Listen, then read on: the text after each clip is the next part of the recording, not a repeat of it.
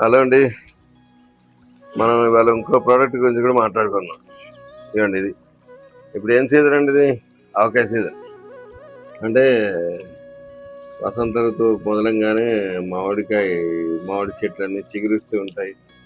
తర్వాత పువ్వులు వస్తాయి, తర్వాత కాయలు వస్తాయి. ఉగాది పండుగ అయిపోయింది. చిన్న చిన్న ముక్కలు కట్ చేసుకొని ఉగాది పచ్చడిలో వేసుకుని ఆ ఎంజాయ్మెంట్ అదంతా వేరు.